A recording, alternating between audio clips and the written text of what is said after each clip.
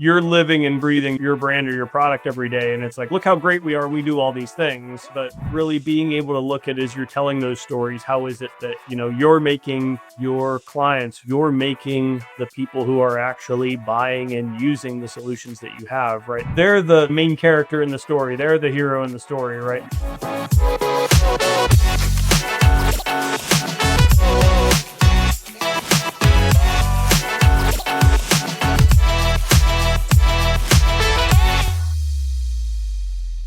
Hello and welcome to the HealthTech Marketing Show. I'm your host, Adam Chirinas, and I'm the CEO and founder of Health Launchpad. We're one of the two sponsor companies who sponsor the HealthTech Marketing Show.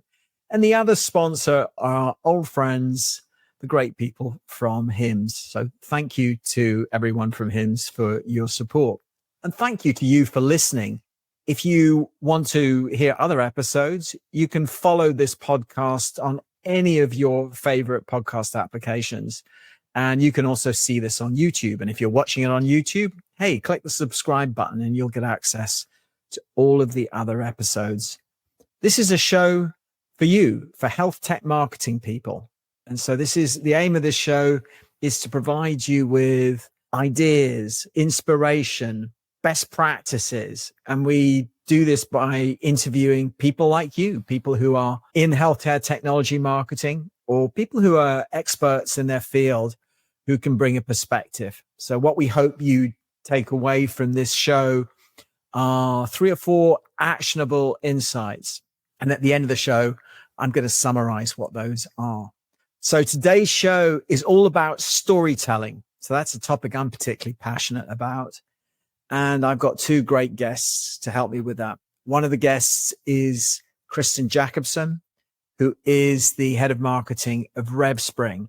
And she's going to talk a lot about patient stories and how patient-centered storytelling is critical in bringing their brand to life.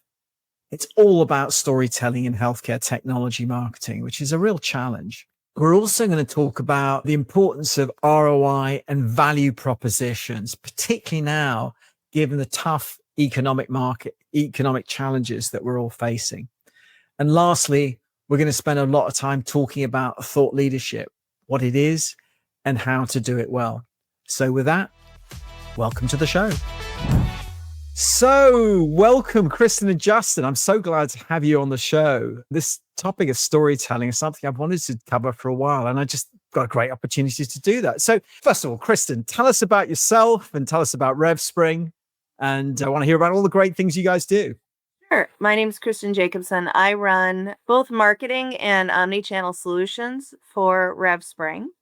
I have spent most of my career in marketing and product management on consumer engagement and now patient engagement solutions.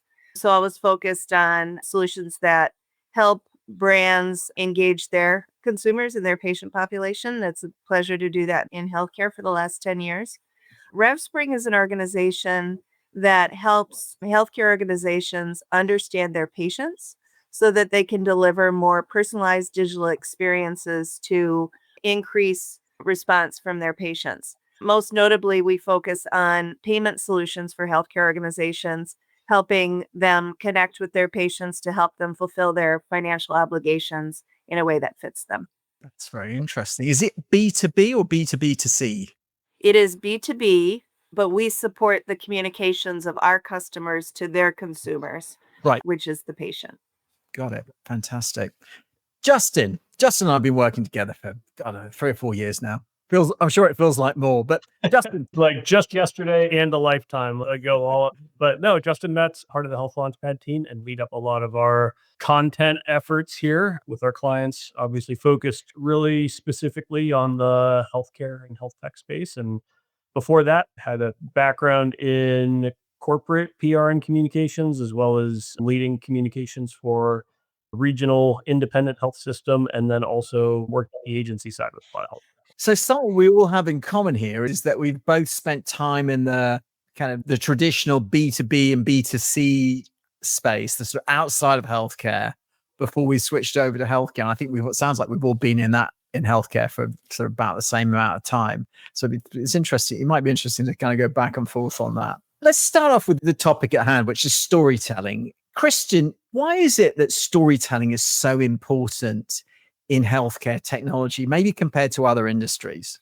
I don't know that it's necessarily more important or more effective, but I do think the stakes are higher in healthcare, right? And healthcare is just inherently an emotional industry because of the nature of the product. So, as you're looking to make connections with prospective customers or customers where you're trying to influence sort of how they think about your solutions, it's really important to kind of bring those value stories into the human realm by telling, when I think of storytelling, I really think of telling those emotional stories about how technology doesn't just necessarily transform a business, but how it transforms the lives of people. And that might be provider staff organizations, it might be their patients. Ultimately, what we provide is solutions that improve financial health, but those are inherently very personal stories. And when you apply a level of storytelling, that dimension really kind of helps build that emotional connection and help influence buying behavior.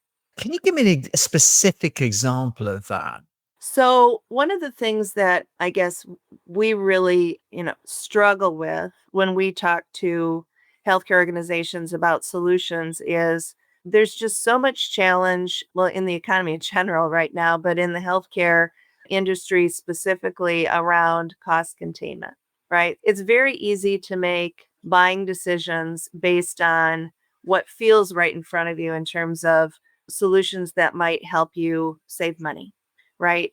But the higher value of what you can provide sometimes requires investment, right? So it might not be immediately a cost cutting measure, but the higher value is delivered in some investment in either technology or your patients or the experience.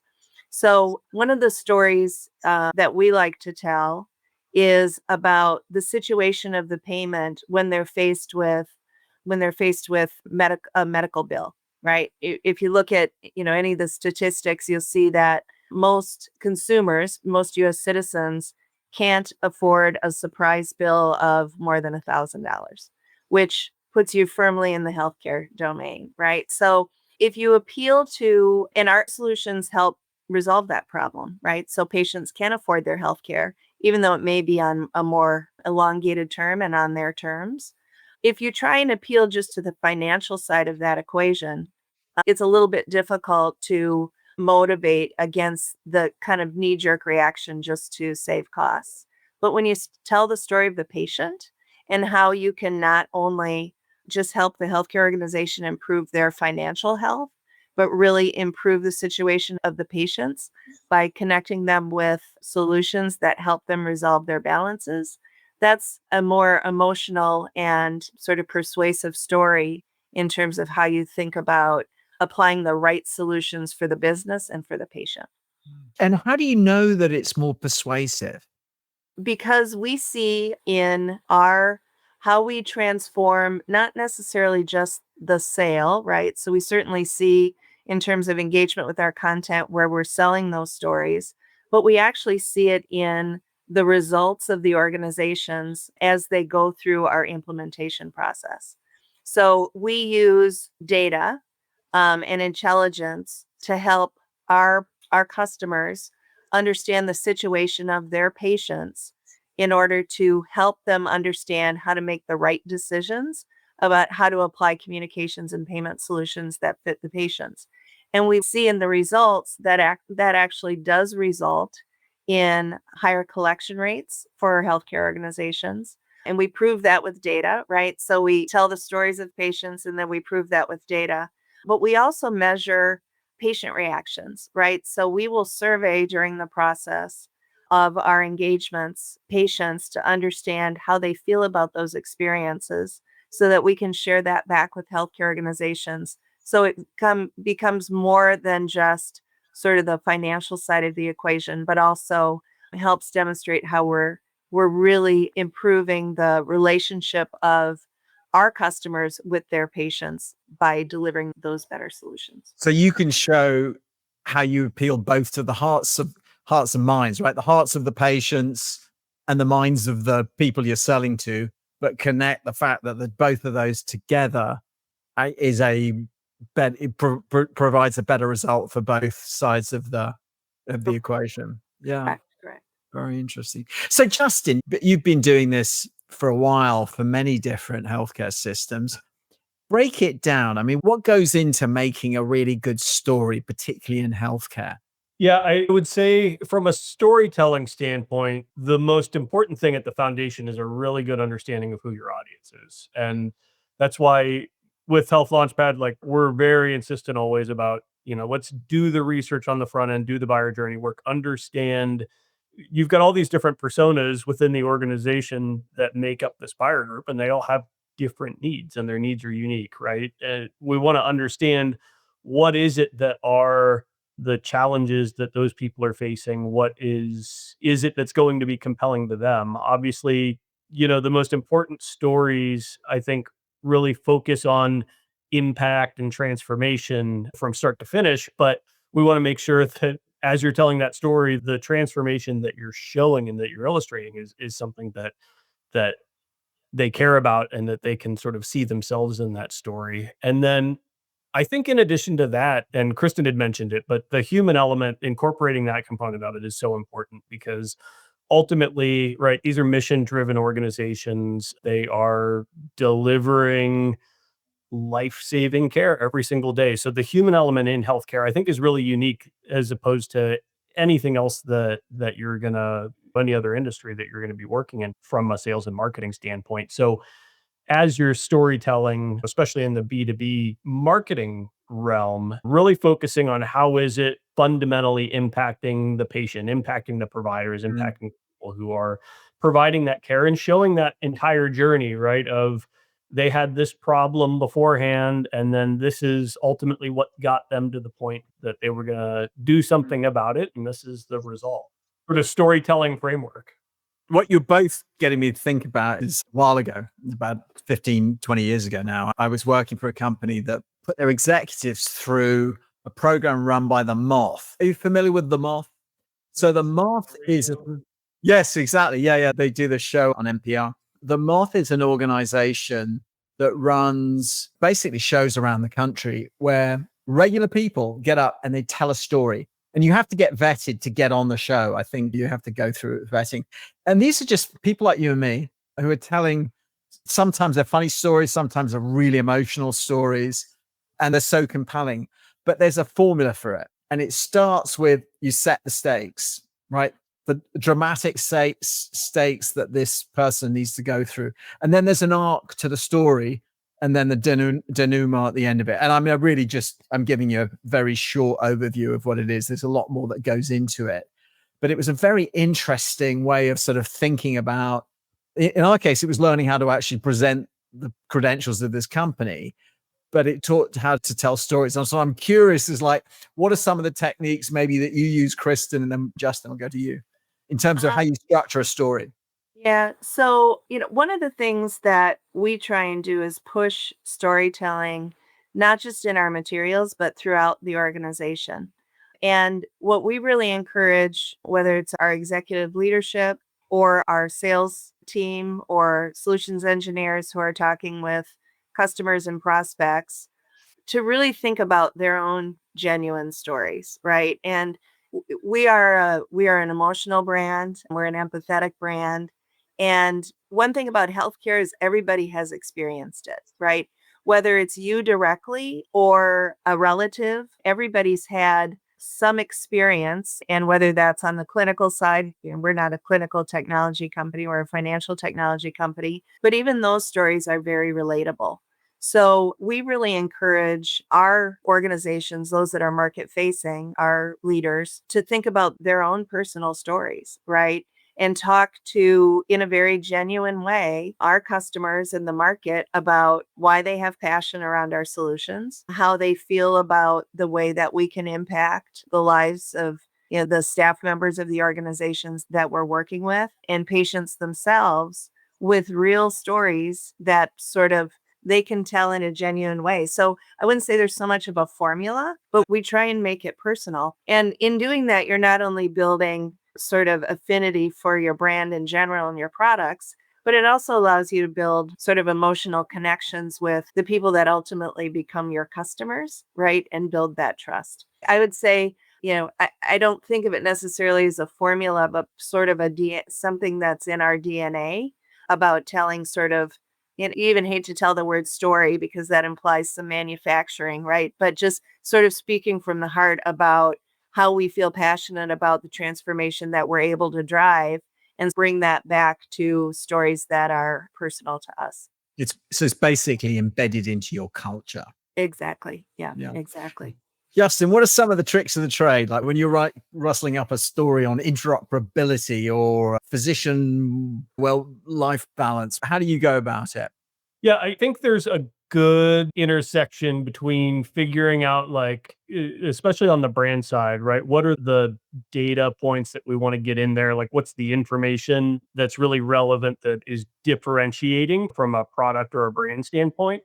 But then how does that connect to the story in a compelling way where really, the story itself becomes an anchor point for like where you can start to talk about some of those metrics, and you get to do a little bit of both, right? And I think as you're constructing a story, looking at those pieces, and then also I think one of the things that a lot of times that we talk to our clients about and work with brands on is getting back to that focus that, like, it's not all about you, right? It's easy to sort of, you're living and breathing your brand or your product every day, and it's like, look how great we are, we do all these things, right? But really being able to look at, as you're telling those stories, how is it that you're making your clients, you're making the people who are actually buying and using the solutions that you have, right? They're the main character in the story, they're the hero in the story, right? You're just sort of enabling them to be able to do that. And I think that's a way to create stories that can feel authentic and meaningful without feeling overly self-promotional. Kristen, you mentioned earlier on about that we're all having to adapt to a changing economic climate. How are you guys changing the message, and how do you balance that sort of emotional story with the need to demonstrate a value proposition, maybe an ROI? I think the important thing is, if as an organization, as a brand, as a product, that you believe ultimately in the higher value of your solutions, that you can't pivot in terms of what you're selling in terms of value, but maybe you reposition how you tell the story. Right. So, given what's happening, in the economy and some of the pressures we're seeing in healthcare, an already challenged industry, right, and some of the additional pressures we're seeing, top of mind is cost savings, right? Even more so, top of mind is cost savings, right? Explain that. I don't understand that. So healthcare organizations run on incredibly tight margins, right? Yes. So, and the product that we provide helps them increase their margin by increasing collectible dollars from their patients, right? Which is a growing percentage of how they make their money. So, you can certainly have a conversation with them about investing to get a 4x return on their collection rates, or we can do some immediate kind of cost cutting measures to help them do things like save on postage or reduce the burden on staff. Those are all good things, right? And they have immediate impact. But we can't allow ourselves to kind of take our eye off the ball in terms of helping them understand that turning the page on the financial health of the organization is possible with an investment in understanding your patients, right? And connecting them with engagement. And that's why it just becomes really important to tell the story of the patient. We always say we believe patients, and we do believe patients want to pay their bill, right? It's just about connecting them with the right solution. In order to do that, you need to invest in understanding your patients, right? So even though we haven't changed our value proposition and we haven't changed sort of how we think about influencing what we're selling to our customers, we might start from a different position, right? Because we actually, absolutely have the ability to impact cost, right? So you start there So rather than starting kind of with the higher value story about financial health, you start with the very real pain that they have today. And then you layer on the ability to kind of drive those other benefits while you're focusing on cost containment. So I think it's about just understanding where they are today and the reality of we sell to pain, right? You sell solutions that solve problems. The reality of where they are today to maybe adjust how you're telling those stories to the different hook, right? But ultimately, you want to bring them to the point where they understand kind of the overall value of your solution and all those layers. Justin, how are you going about doing that in the work that you're doing with clients right now? How's that changing? Yeah, I think it's key to no matter what the solution is, I think in this economic climate, the ROI story is bringing that to the front is probably more important than ever. Being able to demonstrate and not just the long term, like I think kind of going along with what you were saying, Kristen, like a lot of times we've looked at let's say case study examples or different metrics that we can tell in a storytelling standpoint in terms of like, okay, a health system's going to realize, this $20 million savings, and that's going to happen over the course of, right, 3 years or 5 years or whatever this longer period is. That story is still important, but so is the really quick win that we can say, right, you can demonstrate, let's show how you can reduce costs or increase revenue in the short term, right? Like being able to have a good mix of those pieces, I think is something that we've been seeing and having lots of conversations with is like, let's take a look at all the numbers again, right? That we've already looked at and see how do these demonstrate really tangible value because budgets will continue to be tight. And even if your buyer really wants your solution, everything's on the table to a certain extent, right? So being able to make a case for the value that you deliver in economic terms is really important. Kristen, you mentioned earlier on about the sort of working with the salespeople on their storytelling. I'm curious about that. How do you go about and taking the message and the story that marketing controls and try to make sure that that carries through everything? So we do want to drive consistency. We want to make sure that the metrics that are backing the emotional stories we're telling are true and real and provable in customer stories. So we have a fairly robust process for collecting and updating across our product marketing teams.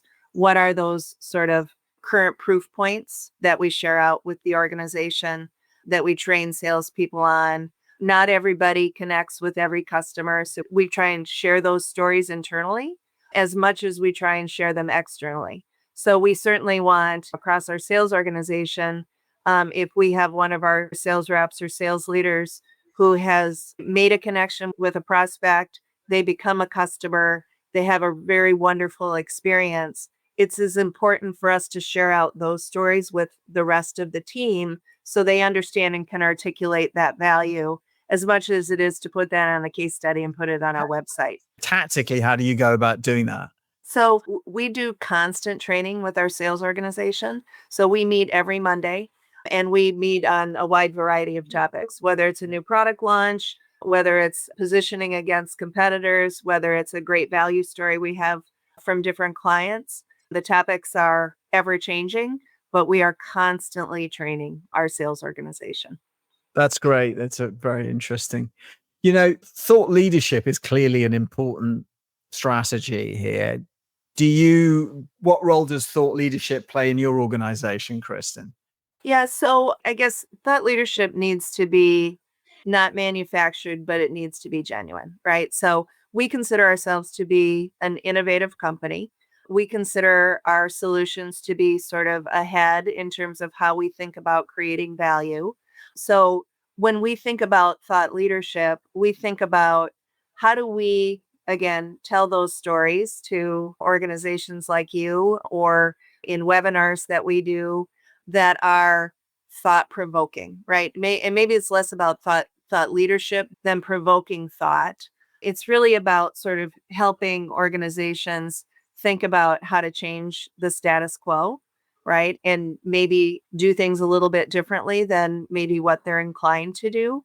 And to do that, you have to have an emotional connection. You have to have proof points. You have to have, customers help tell their story.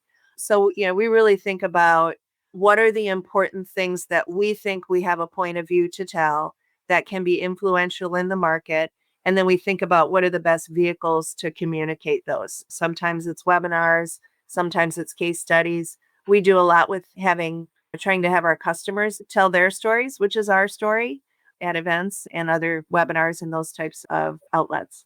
Justin, where does storytelling fit into the sort of the body of work that you do? One thing I sort of struggle with a bit is, where does thought leadership sort of begin and end? Yeah, I think thought leadership, the way that we like to look at it, is really using the expertise of your people and your team to bring a unique perspective. At the end of the day, you don't buy from faceless companies in this business, right? You're trusting when you purchase a solution that there are smart people behind it who are doing, new and innovative things. And those are the people that you're ultimately putting your trust in. So understanding that even in healthcare, people still buy from people, and that making sure that the expertise of your team is out there. And it's not just an opinion for the sake of having an opinion, but it's a perspective that shows that you understand the realities of the situation that your buyers find themselves in, and that you're working on finding better ways to navigate that. But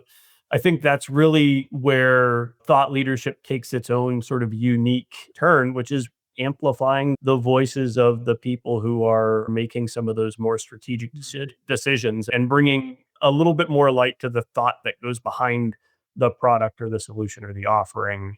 And that it also takes an understanding of the market.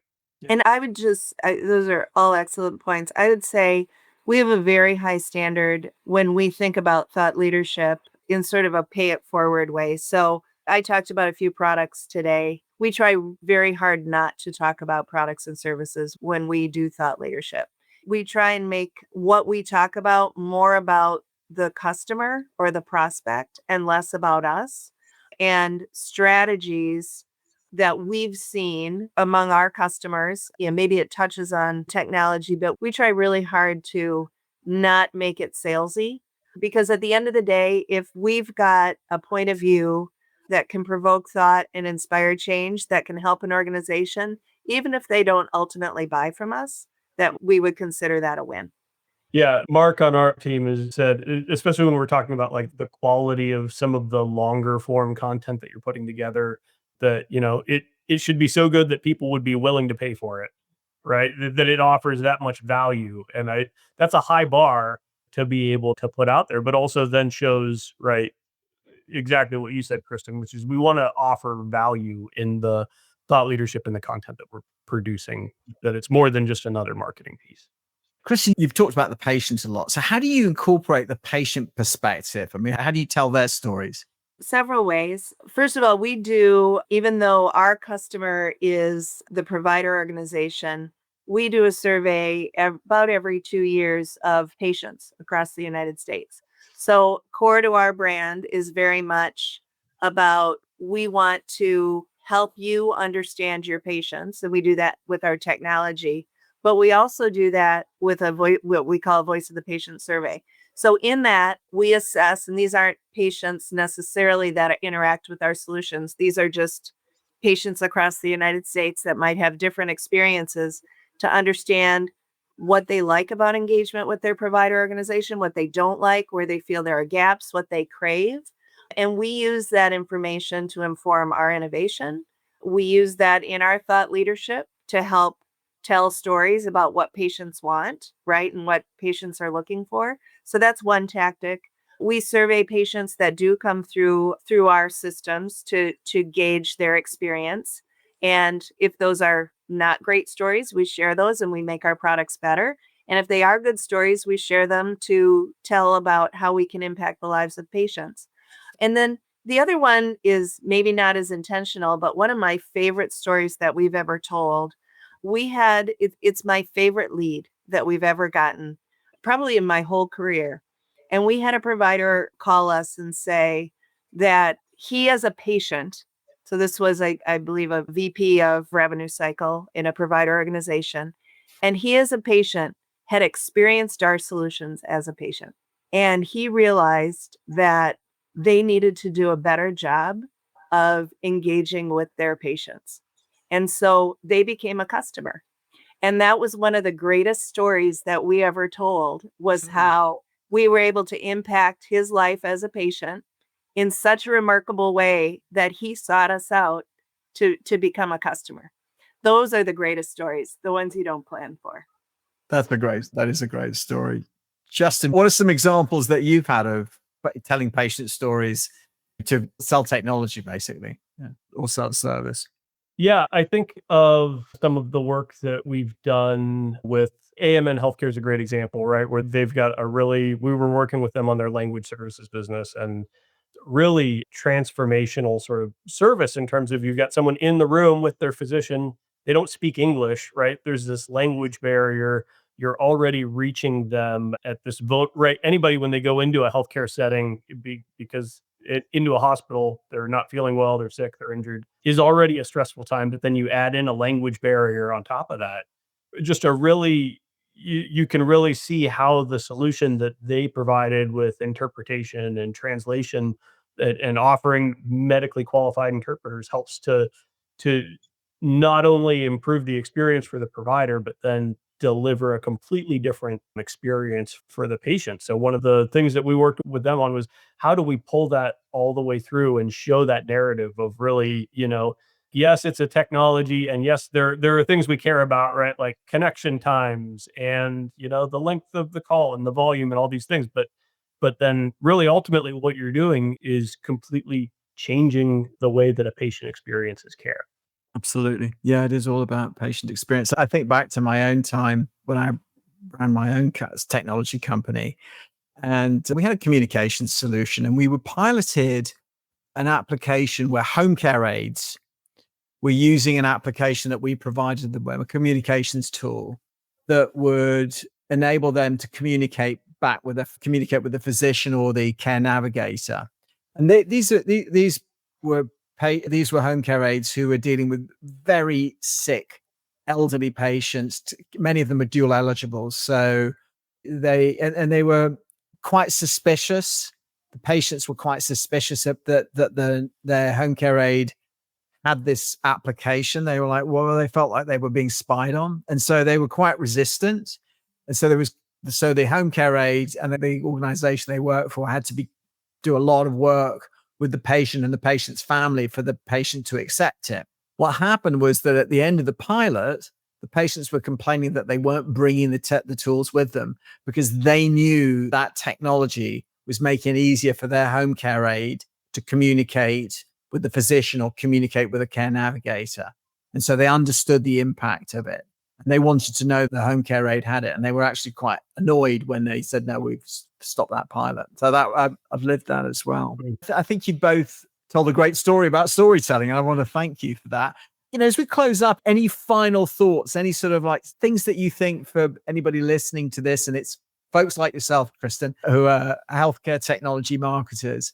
This was like one of the most important things for me. And I think it's important that everybody knows about that. I think some of what we talked about is keep it genuine, right? And helps if you can make it personal.